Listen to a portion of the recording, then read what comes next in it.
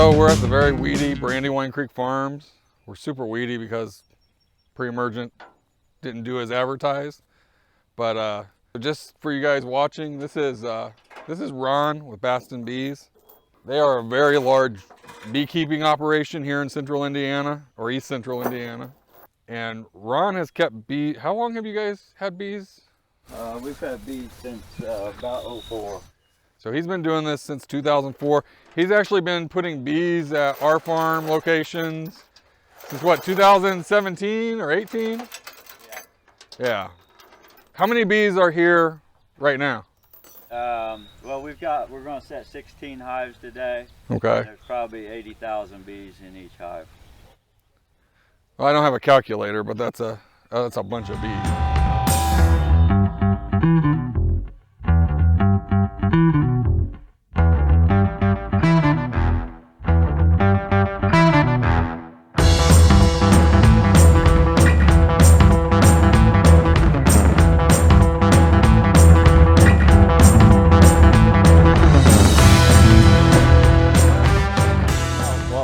Here, since we've just moved these bees that are going to start coming out, the sun's getting up there a little higher, it's warming up. These bees that are coming out, they have to reorientate themselves so that they know where their box is at. They'll come out and you'll start seeing bees kind of hovering around in front of the boxes, and those bees are memorizing the front of the box and what's around it. Because a foraging bee, she may travel 3 miles looking for pollen and nectar, so she's going to travel roughly a 12-mile radius around these hives. What I'm going to do now is I'm going to look at some of these top boxes, and we're going to probably add some more supers to them because they're collecting honey now, so we want to make sure they have plenty of room to store the honey.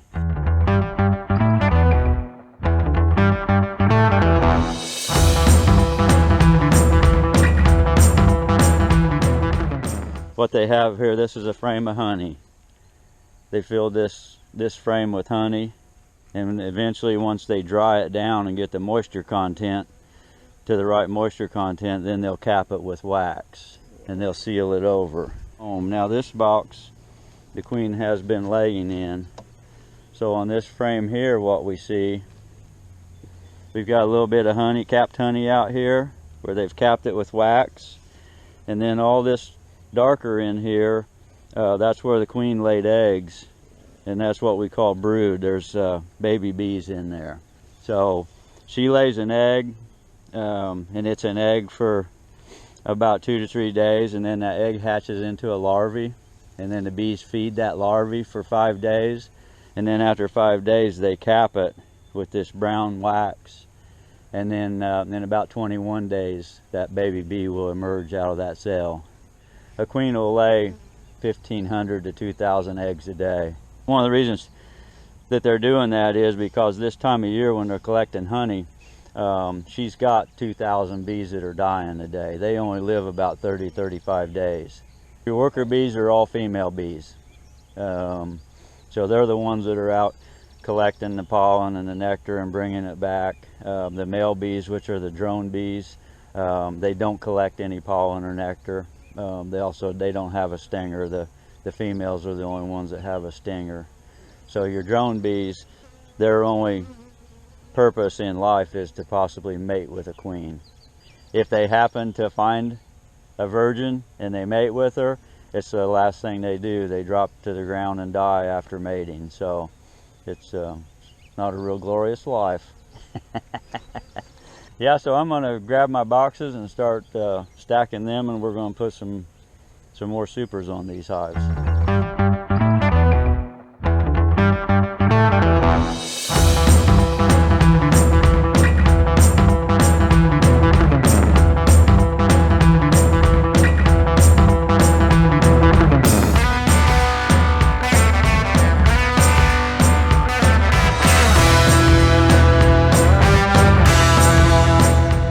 Right now, Ron is doing something that would confuse a lot of people. He's spraying glyphosate around the hives.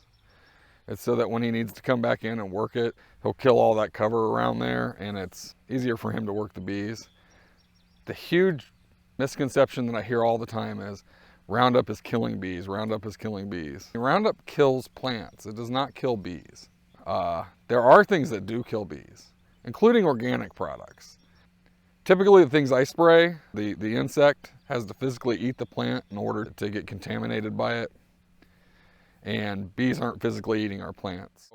We have people that talk about this being cruel. The animal rights activists are now setting their sights on beekeepers. And they say that what you do to bees is considered cruel. Like I said before, I'm imagining tiny little chains that you guys buy and chain the queens and you artificially inseminate queens. What are some other misconceptions about bees that you hear that just drives you nuts? Oh man, where do we start? You know, I guess the biggest thing is everybody is allergic to bees.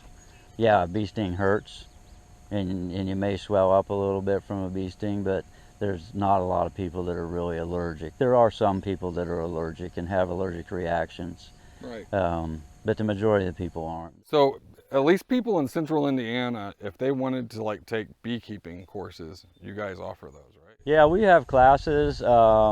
The state has a good organization. Years and years ago, you could get your package of bees and install it and not have to do anything with it, and those bees would do just fine. In this day, you have to treat your bees like livestock, or they're not going to survive.